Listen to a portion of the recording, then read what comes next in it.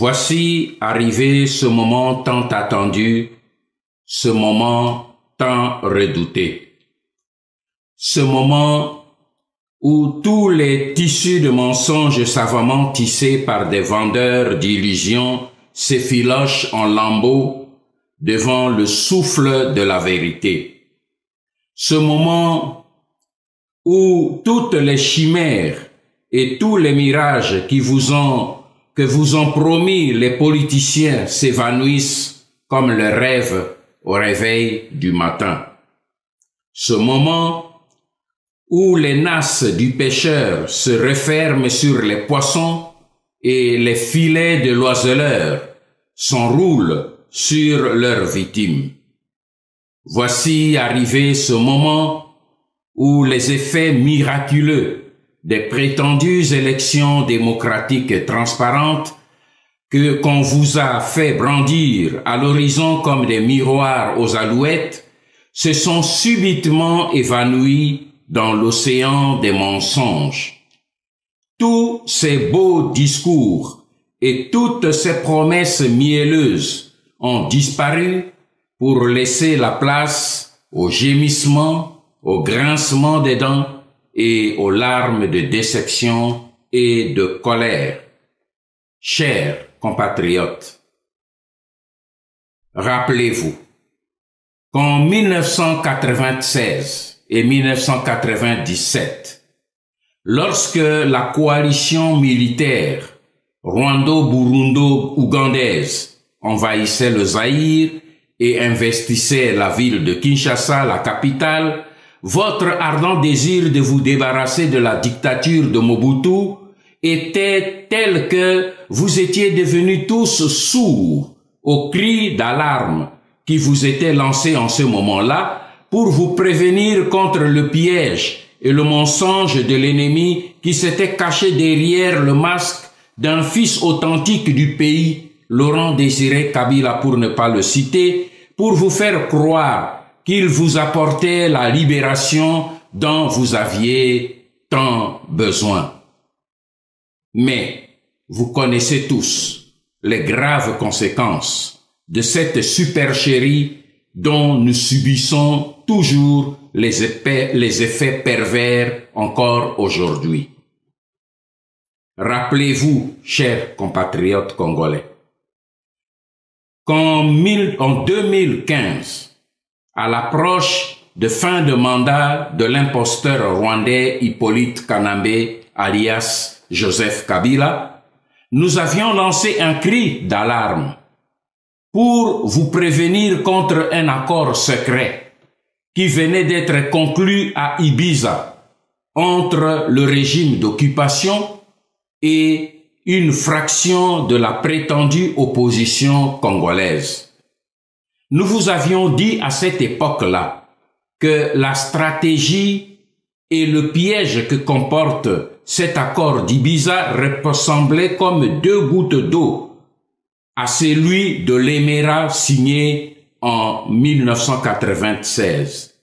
Car, à travers l'accord de l'Éméra, l'ennemi visait à se cacher derrière les Congolais comme paravent pour masquer son agression pour occuper et balkaniser la République démocratique du Congo. Cependant, lorsque nous avons dénoncé cet accord d'Ibiza, qui avait pour objectif de maintenir Joseph Kabila et son régime au pouvoir, et qu'en échange, celui-ci promettait d'offrir une portion du gâteau aux marionnettes congolaises signataires de cet accord, nous avions été pris à partie par une cohorte de compatriotes congolais fanatiques et exaltés.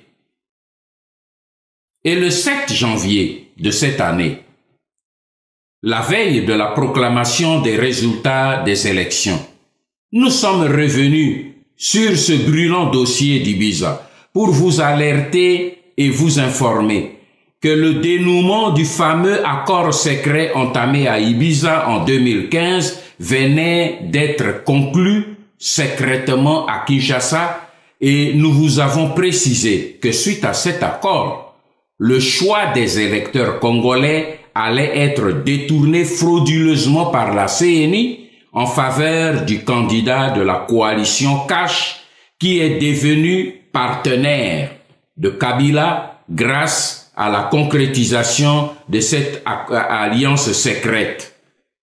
Pour preuve, le lendemain,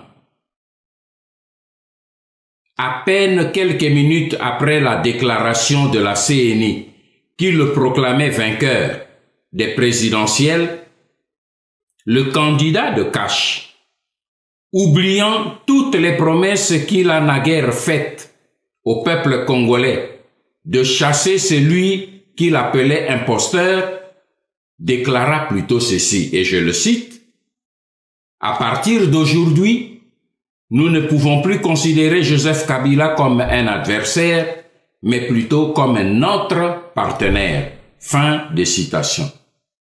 Devant cette supercherie politique, dont le degré de trahison n'a d'égal que la félonie de son auteur, les yeux et les oreilles du peuple congolais et de toute la nation et de la communauté internationale étaient alors tournés vers la Cinco, qui avait déclaré Urbi et Orbi qu'elle possédait le nom du candidat élu par le peuple congolais grâce au rapport de ces 40 000 observateurs déployés dans tous les bureaux de vote à travers le pays. En effet, dans certains milieux politiques de la presse nationale et internationale, les résultats étaient connus ainsi que le nom du vainqueur du scrutin. Le ministre français des Affaires étrangères n'a pas hésité de déclarer à la presse que la Cinco avait communiqué à son gouvernement le nom du vainqueur des présidentielles du 30 décembre 2019 et que cela n'était pas conforme aux résultats proclamés par la CENI.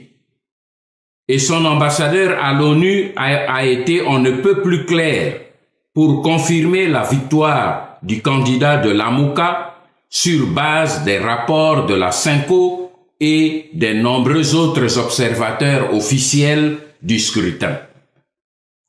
Sans être partisans d'une quelconque coalition politique, nous constatons cependant que toutes ces assertions correspondent bien aux images de l'affluence populaire dont le candidat de Lamuka avait bénéficié partout à travers la RDC durant sa campagne, déjouant même certains pronostics de départ qui le pointaient des favoris.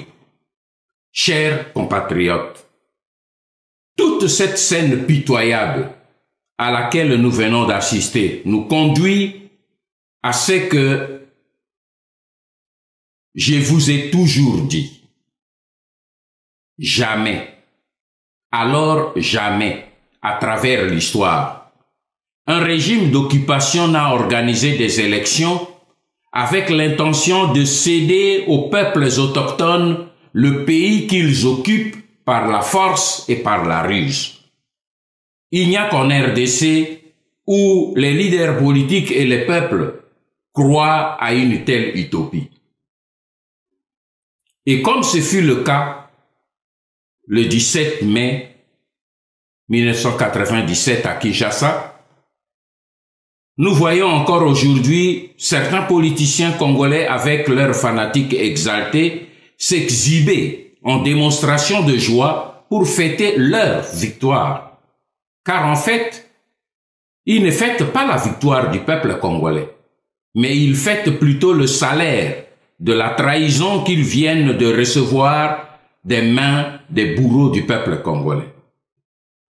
Mes chers compatriotes, au moment où vous êtes absorbés à vous disputer un fauteuil présidentiel vidé de son pouvoir et que Kabila vient de vous offrir, ce dernier et les siens, eux, sont préoccupés à jeter les réelles bases pour contrôler demain les institutions politiques de notre pays. Et voici comment. Premièrement, Kabila s'est attribué une très forte majorité parlementaire à travers toutes les provinces. Cette situation est illogique, car on ne peut pas comprendre que le peuple qui a voté massivement en faveur de l'opposition au niveau des présidentielles puisse voter le même jour, massivement, au niveau des législatives pour le pouvoir qu'il vient de rejeter. Mais en s'attribuant frauduleusement la majorité parlementaire au niveau des provinces, Kabila vient de s'assurer une majorité écrasante de sa famille politique dans le prochain Sénat.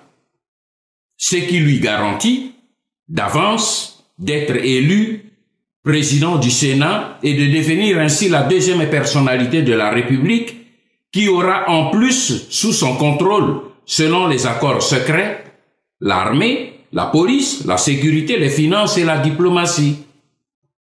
Deuxièmement, Kabila s'est attribué une majorité au Parlement. En effet, avec la coalition politique issue de l'Alliance d'Ibiza, partenariat qui est déjà confirmé par le futur président proclamé, comme je viens de vous le dire, Kabila aura environ 250 députés FCC proclamés, plus 100 députés de l'UDPS qui formeront la majorité d'environ 350 députés. Et selon la logique parlementaire, le Premier ministre devra venir du groupe FCC pro-Kabila, se verra attribuer tous les postes régaliens tels que prévus par les accords secrets. La conséquence de tout ceci, c'est que Kabila demeurera toujours aux commandes sans porter cette fois le titre désormais vide du président de la République. Et troisièmement, le candidat proclamé vainqueur ignore qu'il est désormais assis sur un siège éjectable dont la télécommande est entre les mains de Joseph Kabila, qui peut l'actionner à tout moment via la Cour constitutionnelle qui lui est totalement soumise comme la CNI. Cette Cour pourra en effet déclarer nul le scrutin du 3 décembre à tout moment. Or, nous savons que les élections dans 3 provinces de l'Est ne seront organisées qu'au mois de mars prochain. Quelles seront donc les retombées politiques et juridiques de ces élections? Personne ne saurait le prédire. Ces élections pendent donc comme une épée de Damoclès sur la tête du nouveau président proclamé selon la volonté de Kabila. Et comme on le voit, tout l'avenir du peuple congolais est ainsi suspendu à la barbe du Raïs à cause de la trahison des Congolais eux-mêmes. C'est pourquoi, à ce stade, je voudrais m'adresser d'abord aux candidats malheureux et à ses alliés politiques à qui on vient de voler la victoire. Mon frère, hier vous étiez presque inconnu du peuple congolais, mais la brusque popularité dont vous avez joui et qui a surpris le monde entier est un message profond du peuple congolais qui adresse, au-delà de votre personne, à toute l'élite politique congolaise. En effet, à travers vous, le peuple congolais a exprimé son ras-le-bol contre l'occupation et la prédation. Il a voulu montrer au monde qu'il a encore le front dressé et qu'il n'a pas courbé l'échine. Mais aujourd'hui, que l'ennemi a détourné son verdict de souverain primaire malgré sa volonté massivement exprimée, je vous adresse, mon frère, humblement le conseil suivant. Si tant est que vous étiez réellement et de bonne foi engagé dans la voie des élections avec l'espoir d'apporter une solution, aujourd'hui, maintenant, vous souffrez dans votre chair et vous avez la preuve que cette voie des élections dans un pays sous occupation ne vous conduira jamais vers un début de solution de la crise dont souffre notre peuple. Alors, l'honnêteté intellectuelle et la probité morale ne peuvent que vous contraindre à expérimenter maintenant l'unique recette que vous n'avez pas encore expérimentée jusqu'ici. Il s'agit de la résistance populaire. Il ne s'agit pas de recourir à la violence, loin s'en faut. Il s'agit plutôt de recouvrer notre droit universel reconnu à tous les peuples du monde. Autrement dit, le droit de jouir des libertés fondamentales préconisées et défendues par la Charte de l'Organisation des Nations Unies. Même la Cinco, qui vous avait poussé dans le dos pour aller aux élections, même avec des machines à voler, vient de constater, elle aussi, son échec et son impuissance. Car, tout en reconnaissant qu'il y a eu hold-up, les évêques congolais viennent de vous demander de prendre vous-même vos responsabilités d'homme politique. Il n'est donc jamais trop tard pour bien faire.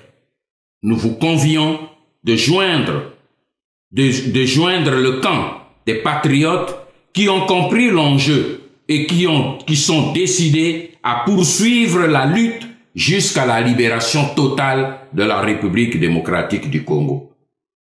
Je voudrais m'adresser ensuite au peuple congolais pour le féliciter, pour le courage et la bravoure dont il vient de faire montre au travers de ce scrutin volontairement sémé d'embûches et de pièges. Mais je voudrais surtout lui rappeler qu'il vient de vivre une énième démonstration, qu'aucun processus électoral ne parviendra à le débarrasser des forces barbares d'occupation, de prédation et de balkanisation. Je voudrais lui dire que sous un régime d'occupation, le peuple aura toujours l'illusion de voter ses dirigeants politiques, mais il ne les élira jamais. Pour preuve, peuple congolais, vous venez de voter massivement Martin Fayulu comme votre président. Mais les occupants rwandais, eux, vous ont imposé Félix Tshisekedi comme une pacotille de président destiné à servir ses intérêts et à légitimer leur présence sur notre territoire national. Telle est la réalité de l'occupation qui s'impose à vous et à nous tous. Et dorénavant, les occupants rwandais pourront piller nos richesses, massacrer nos peuples et arracher nos terres à l'aise parce qu'ils seront cachés derrière l'étiquette d'un président congolais sans réel pouvoir de contrôle sur le terrain. C'est maintenant que les masques viennent de tomber. Et c'est maintenant que le combat de la résistance peut enfin être mené sans confusion ni cacophonie.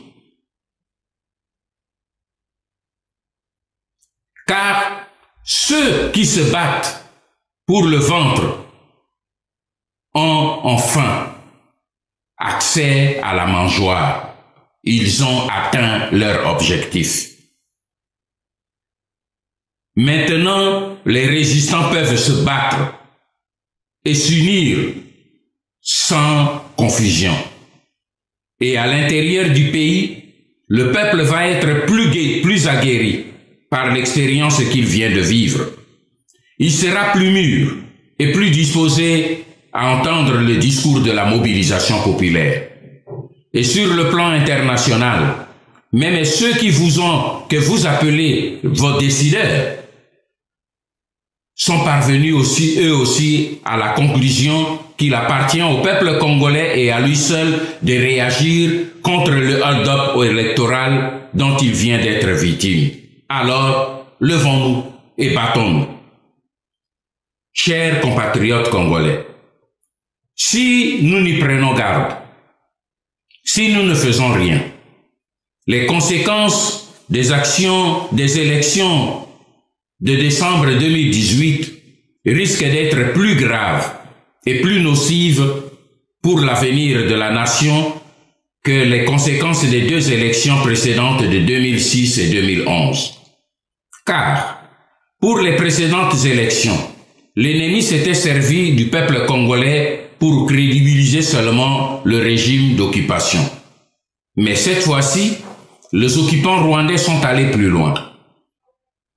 Ils ont présenté aux Congolais et au monde entier un semblant de président réellement congolais, derrière lequel ils vont se cacher pour poursuivre impunément le travail de massacre et provoquer des troubles ethniques pour l'objectif final d'accélérer la balkanisation de la République démocratique du Congo. Excusez-moi. Ce danger-là est plus grave et plus nocif. Ne leur offrons donc pas cette opportunité. Chers compatriotes, chaque peuple et chaque génération a un rendez-vous capital avec le destin de son histoire. Et l'histoire ne fait pas de cadeaux.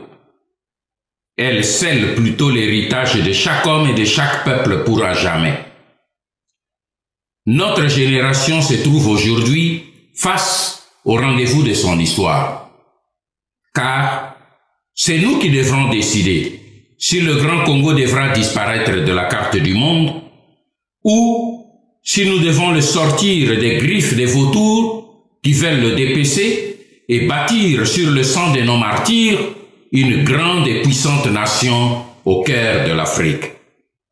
J'ai pleine confiance que nous réussirons bientôt.